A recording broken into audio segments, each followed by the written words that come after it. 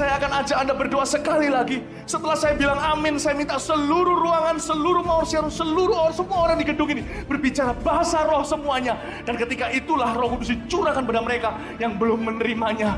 Tidak ada orang bisa bicara bahasa Indonesia, Inggris, Chinese, apapun juga. Saya ikat semua bahasa, terikat di surga. Saya lepaskan bahasa roh ini. Saya lepaskan bahasa roh ini.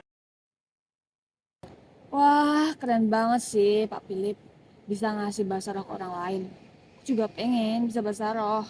Minggu ini aku ibadah deh ke gerejanya. Siapa tahu aku bisa bahasa roh. Supaya bisa diberkati Tuhan. Emang kamu yakin bahasa roh yang mereka lakukan dalam video itu berasal dari Roh Kudus? Iya, mungkin. Kalau mau tahu jawaban yang lebih tepatnya, yuk simak video berikut ini. Kita perlu tahu bahwa kemampuan berbahasa roh merupakan salah satu karunia yang diberikan oleh Roh Kudus kepada kita.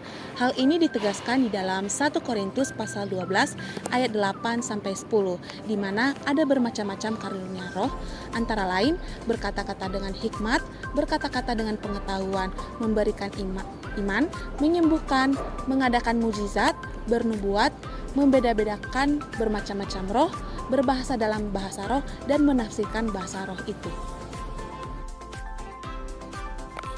Dalam video barusan yang kita tonton memperlihatkan pada kita mengenai orang-orang yang berbahasa roh, yang dimana seorang pendeta melepaskan bahasa roh supaya jemaatnya itu bisa melakukan bahasa roh.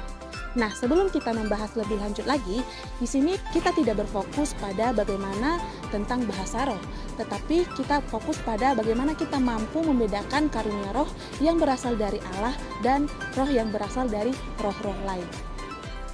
Karunia membedakan roh merupakan salah satu karunia rohani yang diberikan oleh Roh Kudus kepada orang percaya untuk dapat membedakan mana yang baik dan mana yang jahat dengan dimampukan oleh roh Allah. Menurut Poitras, di dalam bukunya What Are Spiritual Gifts, setiap orang percaya memiliki karunia rohani khusus, tetapi kemampuan tersebut bukan dipilih oleh manusia, melainkan Roh Kudus. Nah, Rasul Paulus dalam 1 Korintus pasal 14 ayat 27-28 menegaskan prinsip dalam bahasa roh, yaitu berbahasa roh dilakukan oleh 2 atau paling banyak 3 orang, di mana harus ada orang yang menafsirkan bahasa roh itu. Apabila tidak ada yang dapat menafsirkannya, maka mereka hanya berbahasa di dalam bahasa mereka sendiri. Nah, perkumpulan jemaat yang berbahasa roh di dalam video yang barusan kita tonton tadi tidak menafsirkan apa yang mereka katakan satu dengan yang lainnya, sehingga dapat kita katakan bahwa bahasa roh yang mereka lakukan itu tidak bersumber dari roh Allah.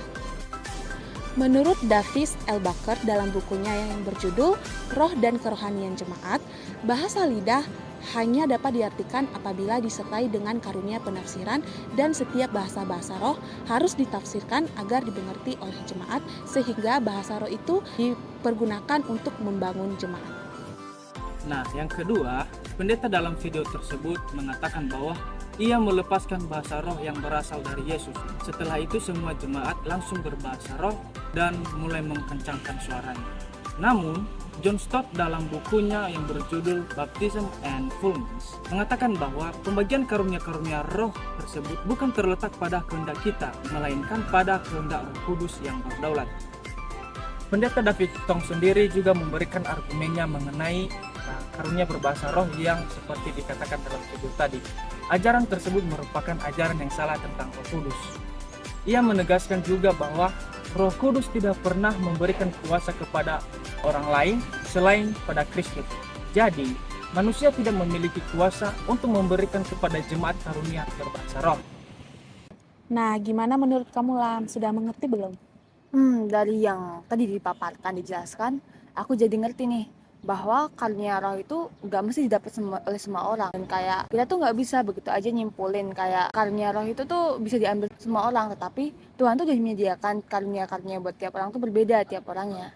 Jadi aku jadi ngerti nih, aku nggak bisa nyimpulin setiap karunia roh itu tuh diterima oleh semua orang. Ya, jadi kita juga harus belajar lebih banyak lagi tentang Alkitab supaya kita bisa membedakan mana ajaran yang benar dan mana ajaran yang salah.